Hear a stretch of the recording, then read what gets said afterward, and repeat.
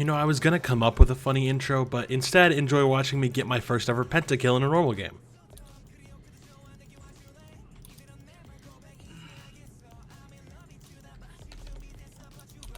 I couldn't ult myself. Oh, nice, Tanner. That's all you. Come on, come on. There's no Lux to steal it. Oh, let's go! Oh my gosh. No, we're done with the video then, I guess. Yeah, we're done with the video. No, we just have to win. My heart. I've never gotten a pentakill in a normal game before. Oh yeah, that's your first pentakill. I saw it. I was like, they're clumped up. I murder them here. That's what they get for staying. I ulted in that whole clump. And they get no Baron buff too. Good. Just good team effort all around. Oh my gosh. And I got another one later in that same game. You know, Nilah's fun. More importantly, everyone, welcome back to Mark of Mastery, the series where I totally didn't use that for the intro because I was too lazy to think of a bit. Last time around, I showed you all the new Skarner rework, and this time we'll be heading back to the bot lane to play a melee champion. What? If you enjoy this episode, be sure to hit that subscribe button as we post episodes of this series every single month, and I've done a ton of fun champions ranging from Shaco to Aphelios and even Gwen. Also, you can check out links to the last episode where we covered Skarner and some of our other series all down in the description below. Hope you guys enjoy. Auto him. There you go. I know, but really, like... I'll be honest, when Nilah came out, I didn't give two hoots about her. Her release date was around 1 month after Bel'Veth, which I know sounds insane considering the fact that nowadays we get a champion every like 4 or 5, maybe even 6 months. So I was enjoying myself in the jungle playing my Manta Ray Queen, and Alan was tearing up the bot lane with Zeri. Plus, as I mentioned earlier, Nilah was a melee champion and really seemed weak compared to most of her bot lane friends. She wasn't being played competitively, mostly because Zeri and Lucian were making the ADC position look very broken looking, and she sort of drifted into the background. Flash forward to November of 2023, and I'm playing some ARAM games with Zach and Alan, and decided to play some Nilah for the first time in my life. One pentakill later, and I knew what my next bot lane Mark of Mastery was going to be. More heals! Good job. More shields! Good job, both of you. Just a warning, Nilah has one of those kits. You know what I mean. Nilah's passive is called Joy Unending. When Nilah kills a minion, her and her nearest allied champion gain a bonus amount of experience points equaling to 50% of what would have normally been lost from splitting experience to multiple people. Now, that sounds complicated, just give me a second. If you kill a minion and would normally get, say, 44 XP, split to 22 for both you and your support, you'll gain an additional 11 XP on top of the 22. So whereas normally your bot duo would get 22 XP, instead for every minion you're getting 33. You can see why that makes her pretty good in lane. The second half of her passive, because of course she has one, is that when a nearby allied champion uses an ability to either heal or shield themselves or Nilah, Nilah will provide bonus healing or shielding equal to a percentage of the amount.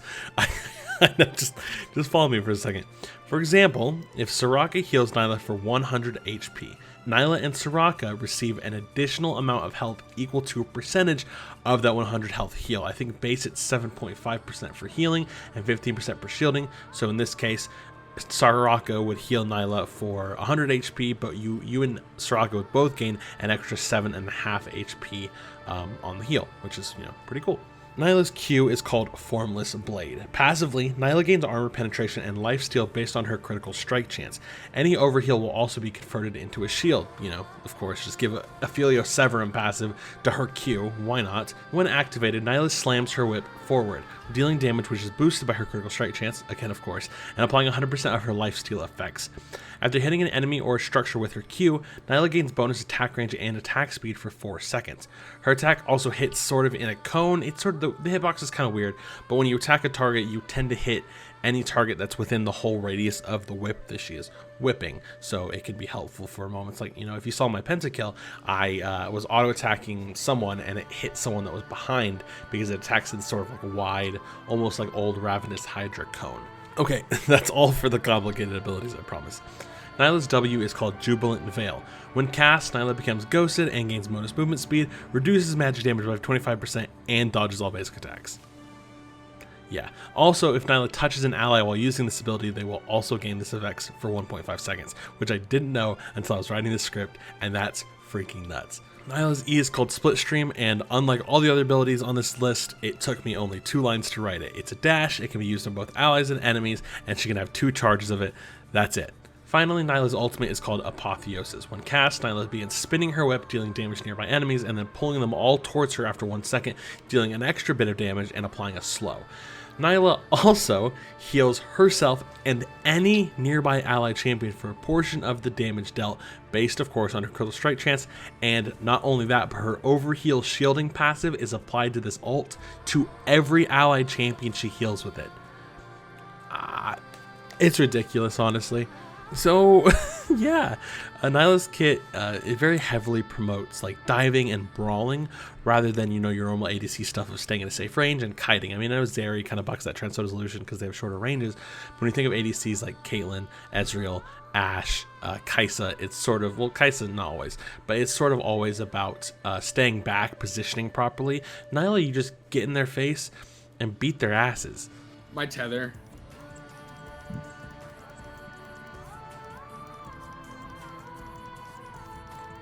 Get her.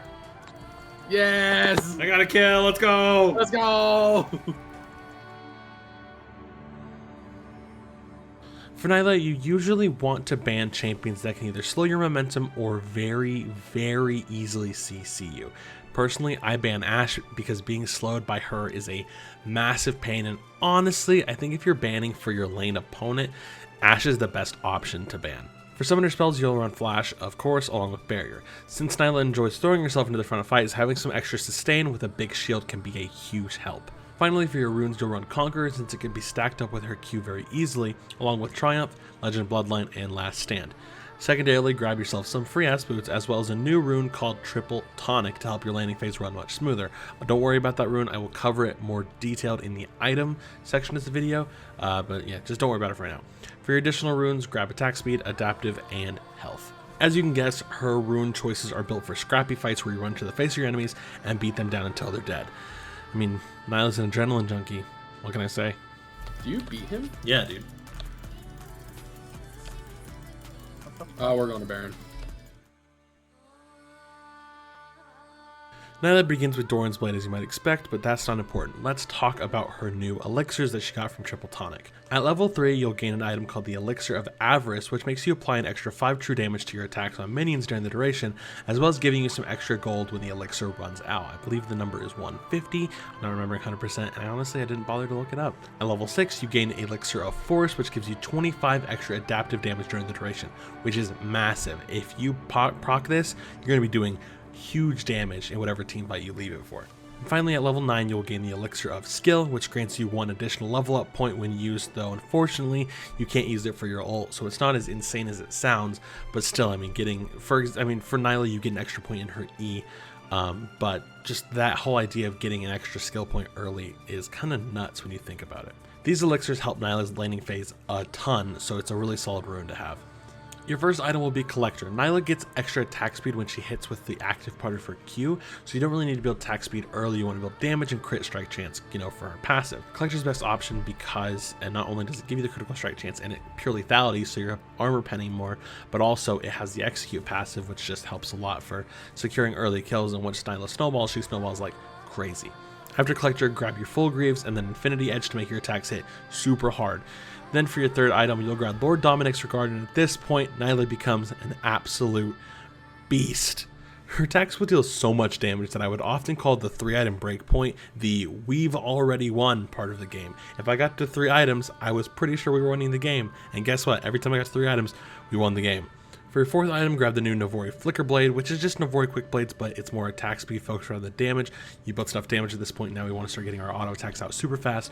Plus Flicker Blade resets the cooldown, or lowers the cooldowns of your basic abilities when you crit, so it's just super helpful for Nilah. And then for your last item, you want to round out your build with Bloodthirster. At first, I thought you would have wanted to run Shield Bow because of the big shield, but you already have plenty of sustain due to your passive with the healing, and especially when you have a Karma on your side, the shielding that you get from her. So Bloodthirster just helps you sustain up more and also go into fights with a bigger lifeline shield, which is just really nice. If the game actually manages to go long enough at this point, you can also upgrade your boots into Zephyr, which, you know, they added recently with this new ADC item patch, just to help you chase down enemies even more. Now, don't get me wrong, earlier when I said that 3-item Nilah is an absolute monster, I wasn't kidding. Once I got to this point, it was pretty hard for the enemy team to stop me if I got into a fight properly, and all the items after that just make her even more insane. If you ever get Nilah to full build, well, I mean, you saw the pentakills. Oh! I just want to say that was a fucking pentakill. I killed the 2 bot lane as well. Yeah, that was an unofficial penta.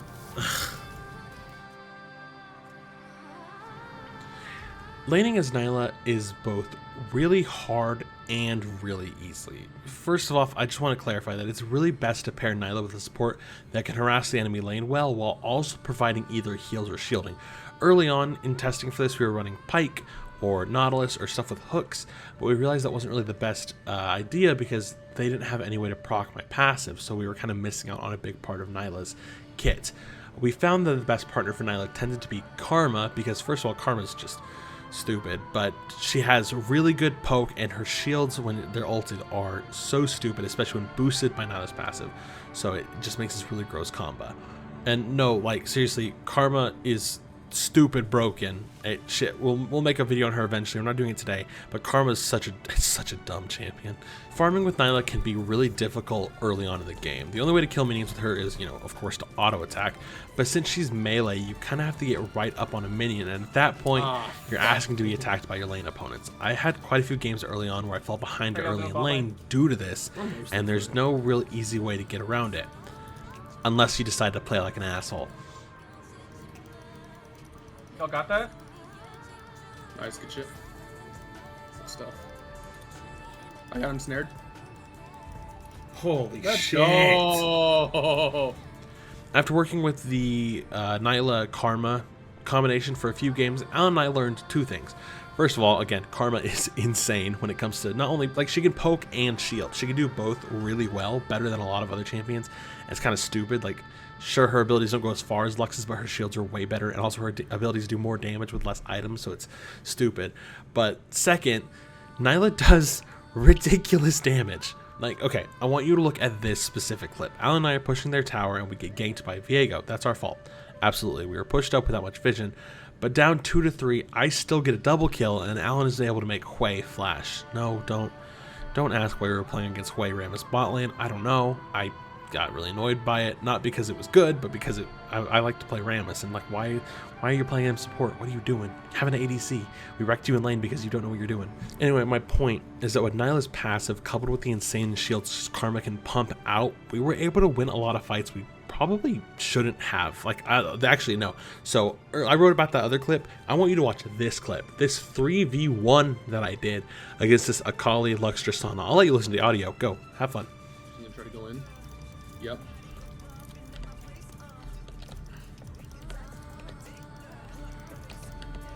Nice.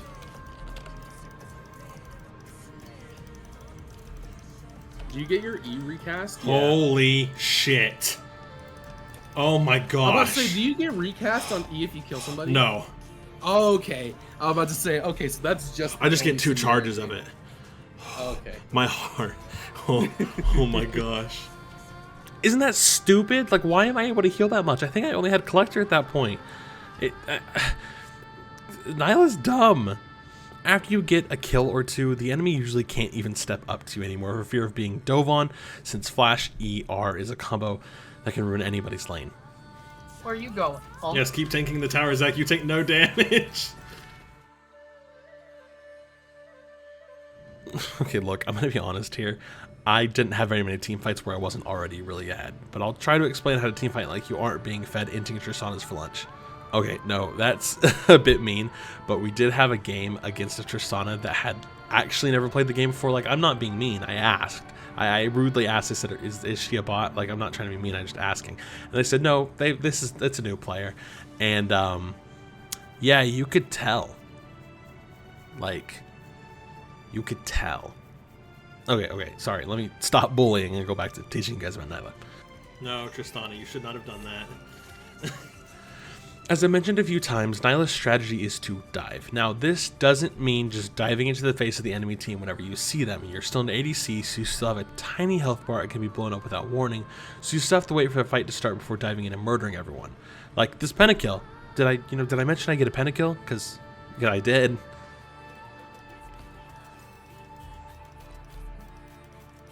Did you get grabbed by him? Yeah, but he's dead.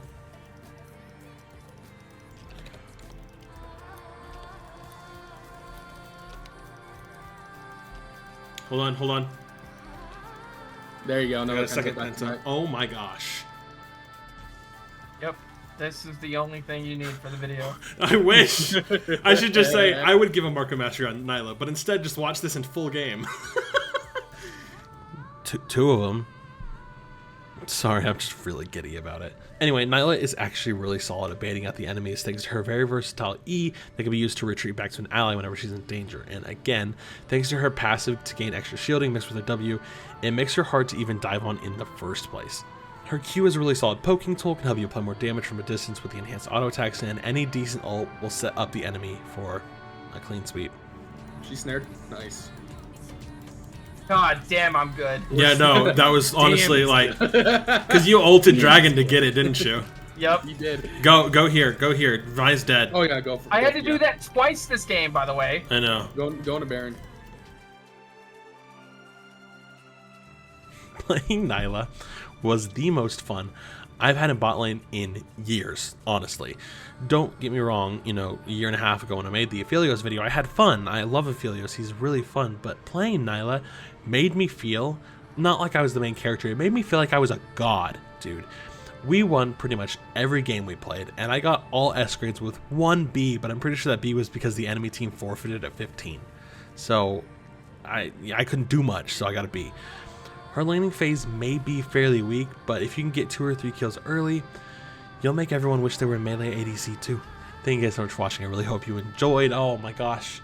So this Market Mastery was supposed to go out last week, and it didn't because of the whole taking the week off thing. I'll be honest, I'm probably going to talk about this in another update video.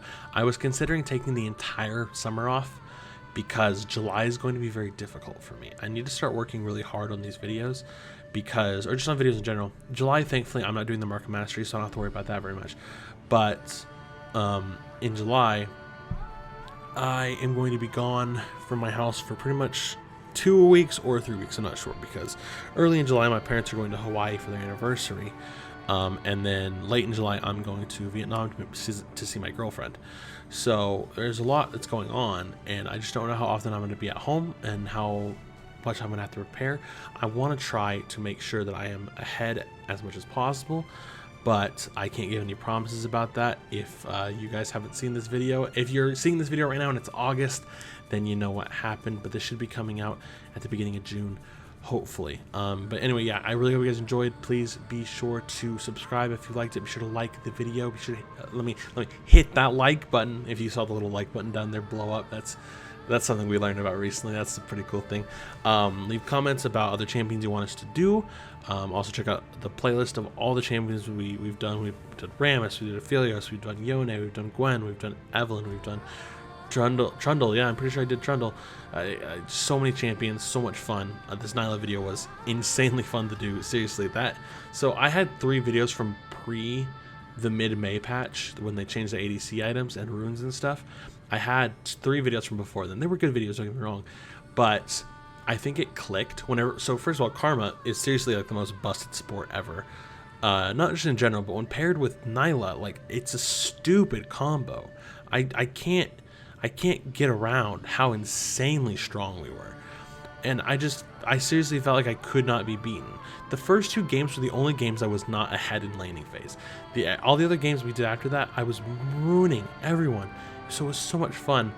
And then we went on tonight, after we got the last episode, we went on tonight, played 2 jungle games, lost both of them, and I ended up in a bad mood. Isn't League of Legends a wonderful game? But yeah, so now it was a ton of fun. Cannot wait for next month because it's Alan. Like I said, it's Alan doing it, and I love when Alan does these too because he shows off champions that I don't know how to play. And speaking of Alan, I want to say that next month, Alan will be showing you guys how to see labels like support and throw them out the window. Thank you guys so much for watching. I really hope you enjoyed it, and I will see you next time. Bye! Oh, the shield. Good job. Let's go. Ramus said BG. Don't play Ramus support.